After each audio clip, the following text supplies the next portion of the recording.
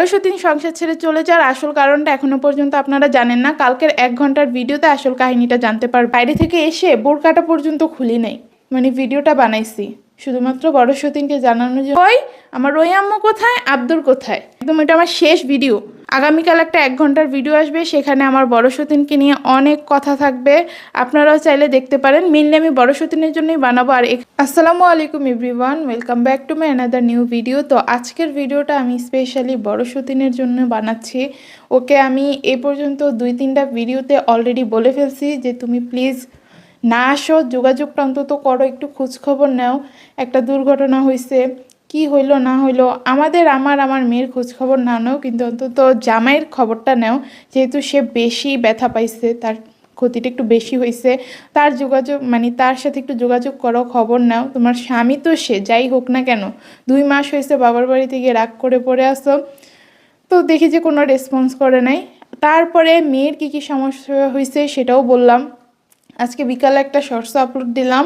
আমি মানে বাইরে থেকে এসে বোরকাটা পর্যন্ত খুলি নাই, না খুলেই মানে ভিডিওটা বানাইছি শুধুমাত্র বড় সতীনকে জানানোর জন্য যে আমাদের মেয়ের অবস্থা খুবই খারাপ, খুবই বাজে অবস্থায় আছে ও, আপনারা দেখতেই পাইতেছেন।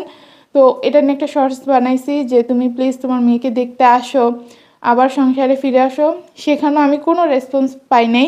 একটু দেখেন ওর অবস্থাটা, গালটা ফুলে কি বাজে অবস্থা, চোখের এই জায়গাগুলো ফুলে গেছে। ডাক্তারের কাছে নেওয়ার পর ডাক্তার বলতেছে যে ওর সমস্যা কি, ফার্স্টে জিজ্ঞেস করছে, পরে আমি বলছি কি যে ওর হয়তো বা দাঁতে সমস্যা। হুট করে দেখি যে একটা গাল অনেক বেশি ফুলে গেছে। পরে ডাক্তারের কাছে নেই, ডাক্তার হচ্ছে ওষুধ দেয় কিছু, আর ওষুধ দেওয়ার পরে 2 দিন খাওয়াই। 2 দিন খাওয়ার পর আজকে আবার ঘুম থেকে ওঠার পরে দেখি যে অনেক বেশি ফুলে গেছে আগের দিনের থেকেও, আর চোখের এই জায়গাগুলোও ফুলে, চোখ টোক একদম ফুলে গেছে। পরে তো দেখছে মুখ হাঁ করে যে মুখে কোনো সমস্যা আছে নাকি, পরে দেখেছে দাঁতের সমস্যা ওর, আর ইনফেকশন হয়ে গেছে দাঁতে, প্লাস এই যে সাইডগুলো আছে না, এই সাইডে হচ্ছে ছত্রাকের কি একটা সমস্যা হয়েছে। পরে আমি বলছি যে এখন কি কি করতে হবে ওষুধ, পরে বলতেছে কি কিছুই না, আগে এক্সরে করে আনেন। মানে এখানে আমার ভয়টা লাগাই দিচ্ছে, এক্সরে ছাড়া কোনো ওষুধই দিবে না, বলতেছে মানে দাঁতের পুরো ভয়াবহ অবস্থা বানাই ফেলছেন আপনারা। এইটুকু একটা বাচ্চার দাঁতের অবস্থা এত খারাপ হয় কিভাবে। পরে আমি বলতেছি ও তো একটু চকলেট, জুস, চিপস এগুলো খুব পছন্দ করে, বাইরের যেসব চিনি জাতীয় খাবার আছে, বলে কি এইসব খাবার কি বাচ্চাদেরকে দেয়, আপনারা কেমন, আপনারা তো বাবা মা নামে শত্রু ওদের জন্য। মানে আদর করে করে ওদেরকে এনে এক প্রকার বিষ খেতে দিতেছেন। এখন যে কষ্ট কি আপনার হচ্ছে না, আপনার স্বামীর হচ্ছে না, অন্য কারোর হচ্ছে, কষ্ট হচ্ছে এই ছোট্ট বাচ্চাটার। মানে কি বলবো গাইস, এখন আমি প্রচণ্ড পরিমাণে টেনশনের মধ্যে আছি। ওকে নিয়ে আমি 1 ঘন্টা ধরে হসপিটালে বসেছিলাম এক্সরে করানোর জন্য। পরে ওর সিরিয়াল আসে, ওকে নিয়ে যাই এক্সরে করাতে, কিন্তু এমন কান্না শুরু করছে, আসলে ভয় পেয়ে গেছে। ওরও দোষ নাই, আমরা এমনভাবে তুলুভাবে বাচ্চা মানুষ করছি যেটা বলার বাইরে। এখন মনে হয় না আমার কেউ এইভাবে এত তুলু করে বাচ্চাকে কখনো, মানে আমরা কোথাও মানে অন্য বাচ্চাদের সাথে খেলতে দিতে চাই না সহজে। যদি ওদের সাথে গিয়ে ব্যথা পেয়ে ফেলে, ওরা কোনো একটা মাইট দিয়ে বসে, তখন ব্যথা পেয়ে যাবে, এরকম আর আপনাদের ভাইয়া বেশি মনে করেন যে ওরা একটু খাট থেকে নামবে, সেটার সময়ও একজন লাগাই রাখে আমাকে, নাইলে বড় সতীনকে রাখবে বাচ্চাদের মাঝখানে, বড় সতীন থাকার সময়ের কথা বলতেছি, রাখবে, এই খাট থেকে নামবে এই জিনিসটা। তো তো সব সময় ওদের পিছনে পিছনে রাখতে হয়। এখন হুট করে এত অসুস্থ হয়ে গেছে। মাশাআল্লাহ আমাদের দুইটা বাচ্চা, এই যে আমাদের 3 বছর, আব্দুরের 2.5 বছর, ওদেরকে কখনো না ডাক্তারের কাছে নিতে হয় নাই। আব্দুরকে প্রথমবার নিতে হয়েছিল, ওই যে কানে মশা ঢুকে গেছিলো, ওইটাই ফার্স্ট ছিল ওকে ডাক্তারের কাছে নিয়ে যাওয়া, খুবই বাজে একটা অবস্থা ছিল, সেটা আমি তখন বলছি। আর আমাদের মেয়েকে এই প্রথমবার, তাও এমন ভয়াবহ অবস্থায়, মানে এইরকম হয়ে যাবে হুট করে আমাদের মেয়ের অবস্থা, আমি কিনা কখনো ভাবতেও পারিনি। ও এত কষ্ট পাইতেছে গাইস, আমি আপনাদেরকে বলে বোঝাতে পারবো না। একটু পর পর শুধু কান্না করতেছে। আমি ওকে এখন কোনো রকম একটু চুপ করে আনছি গাইস। মেয়েটাকে আর কষ্ট না দিয়ে দাদা দাদুর কাছে পাঠাই দিছি, এখানেও থাকতে একটু কষ্ট হয়ে যাচ্ছে, আসলে ব্যথা তো। একটু পরে পরে শুধু কান্না করতেছে, বাজেভাবে কান্না, আর বারবার এদিকে ধরে বলতেছে আমার এখানে ব্যথা, মানে যাকে পাইতেছে তাকেই শুধু দেখাইতেছে আমার এখানে ব্যথা, আমার এখানে ব্যথা। মানে কি বলবো মেয়েটার কথা, আমি মানে আমাদেরকে কখনো এরকম অসুস্থ আমি দেখি নাই। মাশাল্লাহ ও আমার মতো স্ট্রং, কোনো একটা রোগ বিসুখ হইলে সহজে কাটিয়ে উঠতে পারতো। কিন্তু এইবার মানে এটা আমরা কেউই ভাবতে পারি না ঘরের যে আমাদের মেয়ের এরকম অবস্থা হবে, দাঁতের মাড়ি ফুলে এত বাজে অবস্থা হবে। আর এই জিনিসটা হয়েছে শুধুমাত্র আদরের কারণে, জানেন? হ্যাঁ, বেশ ওই যে একটা কথা আছে না, বেশি আদর করলেও সমস্যা, আবার বেশি রাগ দেখালেও সমস্যা। আমাদের মেয়ের সাথে হয়েছে এইটা, আদরের কারণে শুধুমাত্র আজকে ওর এই অবস্থা। সবাই মিলে ওরে আদর করছে, বড় মা যেমনি আদর করছে, তারপরে দাদা দাদু বাবা সবাই ওরে আদর করছে। আদর করে করে মানে করছে ভালো কথা, করে করে চকলেট জুস চিপস এগুলো পছন্দ করে এগুলো এনে এনে খাওয়াইছে। খাওয়ানোর পরে আমি বারবার না করছি যে বাচ্চাদেরকে এসব খাওয়ানো একদমই উচিত না, চিনি খাওয়াইতে তো নাই করে। বাচ্চাদেরকে যত চিনি না খাওয়ায় থাকতে পারবেন অতই ভালো। কোনো কথা শুনে নাই, বলছে যে এগুলো আমরা চেঞ্জ করে নিব না, কিচ্ছু হবে না কিচ্ছু হবে না। পরে কি হইলো, খাইতে খাইতে আস্তে আস্তে দাঁতে পোকা ধরা শুরু করলো। পোকা ধরা যখন শুরু করছে তখন আমি বলছি যে ওর দাঁতগুলোতে পোকা ধরে ফেলছে, ওর কিন্তু পরে দাঁতগুলো নিয়ে সমস্যা হবে।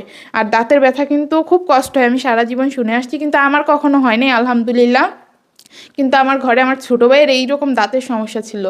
তো আমি ভাইয়াকে দেখতাম কি যে কান্না করতো, বালিশ চাপা দিয়ে কান্না করতো, চোখ মুখ লাল হয়ে ফুলে থাকতো, ব্যথায় এত বাজে লাগতো ভাইয়ার।